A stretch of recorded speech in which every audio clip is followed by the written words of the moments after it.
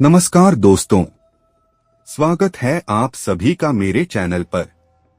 और आज मैं लेकर आया हूं एक ऐसी कहानी जिसे सुनकर आपकी रूह कांप जाएगी। तो चलिए शुरू करते हैं। कहानी का नाम है खूनी उस्तरा। तो बिना देरी किए चलिए शुरू करते हैं। यह कहानी है हरियाणा के एक छोटे से गांव की, जहां रात के समय बहुत अजीब घटनाएं होने लगीं। गांव में एक पुराना मकान था जिसे लोग नजरअंदाज करते थे।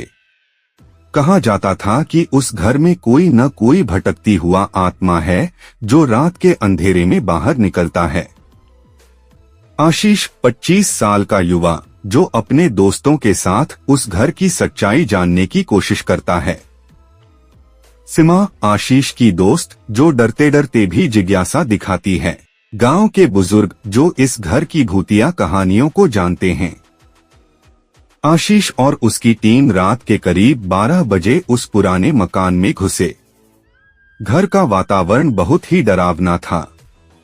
दीवारें टूटी फूटी, खिड़कियों से झरने वाली धूल और सड़ती लकड़ी के बीच अचानक से एक पुराना उस्तरा जमीन पर गिरा। आशीष ने देखा, यह उस्तरा खून से सना हुआ था। आशीष, यह उस्तरा इतना खून से क्यों सना है? क्या कोई यहाँ मरा है? सीमा, मुझे तो यकीन नहीं हो रहा, लेकिन यहाँ कुछ तो बहुत अजीब है। जैसे ही वे आगे बढ़े, घर के अंदर से एक डरावनी आवाज आई। ऐसा लगा जैसे कोई लकड़ी को खरोंच रहा हो। तभी अचानक एक छाया दिखाई दी जो धीरे धीरे उनके करीब आ रही थी। आशीष, देखो, वो छाया। ये क्या है? गांव के बुजुर्ग, यह घर का पुराना खून का उस्तरा है। कहा जाता है कि यहाँ एक खून खराबा हुआ था और उस खून का उस्तरा अभी भी उस आत्मा के कब्जे में है। अगली सुबह बुजुर्ग ने बताया कि बहुत साल पहले इस घर में एक खतरनाक खून का मामला हुआ था। एक व्यक्ति अपने दुश्मनों से बचने के लिए उस तरह का इस्तेमाल कर हत्या कर दी गई थी। उसकी आत्मा आज भी यहाँ भटक रही है और उस खून से सने उस तरह की शक्ति से वो और भी खतरनाक हो गया है। आशीष, क्या हम इस घर को शुद्ध कर सकते हैं? बुजुर्ग, हाँ, लेकिन बहुत सावधानी से।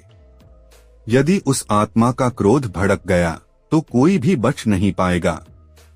आशीष और उसकी टीम ने उस घर में पूजा अर्चना की और उस खून के उस्तरे को जमीन में दबा दिया। जैसे ही उस्तरा दबाया गया, घर में एक ठंडी हवा चली और सब कुछ शांत हो गया। दोस्तों, यह कहानी हमें सिखाती है कि अंधविश्वास और डर के पीछे कई बार सच भी छुपा होता है। यदि आप भी इस तरह की कोई कहानी सुनने या देखने में दिलचस्पी रखते हैं तो लाइक, शेयर और सब्सक्राइब जरूर करें। फिर मिलेंगे एक नई कहानी के साथ। तब तक के लिए जय हिंद, जय भारत।